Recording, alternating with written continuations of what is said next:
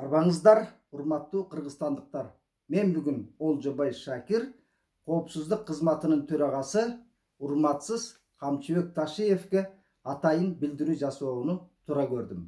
Себеби сөз эркиндиги, ой эркиндиги, демократия дөөлөтү калыптансын деп келаткан кыялкечтердин биримин.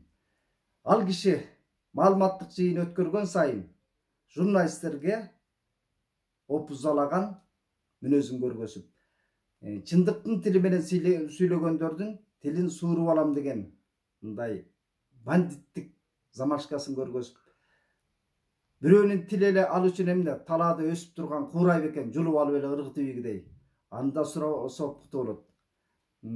Ал киши бүгүнкү күндө мамлекеттин эң жогорку даражалуу кызматында отурат. Коопсуздук кызматы. Бул кооптуу кызмат эмес. Бирок Камчыбек Ташиев ошол кызматка жеткенден бери кооптуу болуп барат бул кызмат.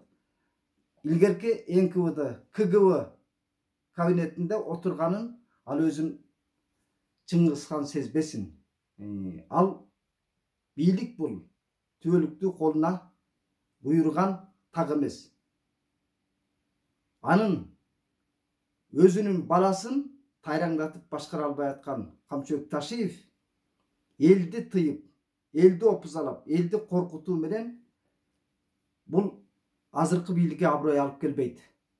Эгер Камчыбек Ташиев туура саясат жүргүзсө, туура багытты, туура курсту тандаса, мен анын андай ишмердигин кош колдоп кубаттайм. Эгер жигитсиңби, Камчыбек, көзмө көз жолугалы. Жигитсиңби, маңдай тескей отуруп интервью бер. Эмне көздөгөнүң эмне? Мүдөөң эмне? Элдин баарын өзүңдөй бийликти басып алган бир кумарпоз көрбө. Бийликке көзү каткан эч ким жок. Кыргызстан эли ансыз да 3 жолку төңкөрүштөн көңүлү калып, үмүтү сууп, бийликтен үмүтүн үзүп койгон. Себеби бийлик алмашкан сайын, төңкөрүш болгон сайын бийликтин тагына так сага окшогондор келет экен.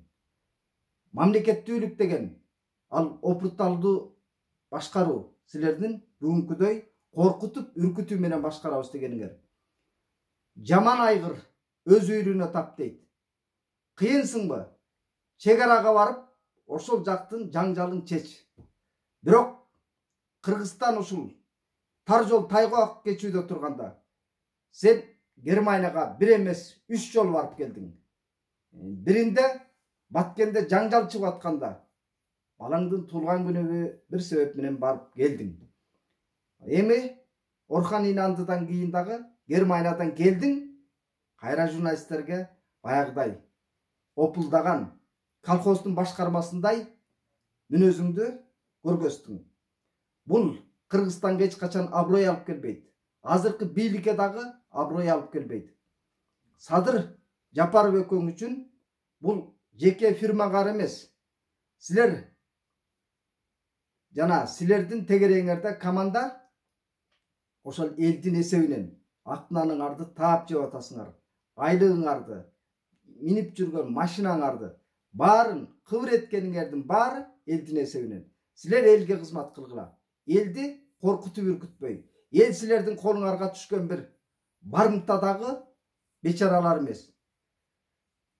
Кыргыз элдин канында эркиндик каны ойноп турган, эркиндиксиз сүйгөн калк. Кыргызстандын жападан жалгыз байлыгы азыр сөз эркиндиги, ой эркиндиги жана жарандык коомдун активисттери. Силер ойлобогула. Жанагындай кошоматчылар курчап турса, кыргыз интеллигенциясы бүгүн силердин тегереңерде шыйпаңдап жүрөт. Кимдерди гана шыйпаңдабаган? Камчыбек, сенин устатың Камчыбек Курманбек Бакиев анын канкор бийлигин да көргөн кыргыз эли. Анын да опузасын көргөн. Анын да канкорлору далайынын жанын жуткан, далайын камаган. Бирок ал бийлик тагында кала алган жок. Кыргыз эли андай жолду басып өткөн. Эгерде силер кылт эткен жаңылыштык кетирсеңер, эч качан күч органдарга силерге шит болуп бербейт. Себеби 3 жолку төңкөрүштө күч органдары эл менен кагылышууда, моралдык жактан, психологиялык жактан сынган, таяк жеген. Ошондуктан эч качан бийликти коргоп бербейт. Диктатура орнотобуз десең, ошо диктатураны орнотууга дагы күч органдарын кармоого чоң айлык керек. Сен андай чоң айлык менен күч органдарын бир бакубаттуу жашоого жеткирип койгон жоксуң. Үй жайсыз жүргөнү бар, чыныгы профессионалдар бар. Багы бийликке профессионалдарды тандоодо силер кандай критерий менен алып келип атасыңар? Садыр экөөңдү кызматка билегин түрүнүп көмөктөшкөндүн баары бүгүн кызматта отурат. Ал эми чыныгы профессионалдар сенин да тегереңде бар. Бирок алар сенин саясатыңды колдойбу, колдобойбу? Бул да чоң суроо. Андыктан Ормон Опуза бул азыркы силердин тагыңарга жөн эле балта.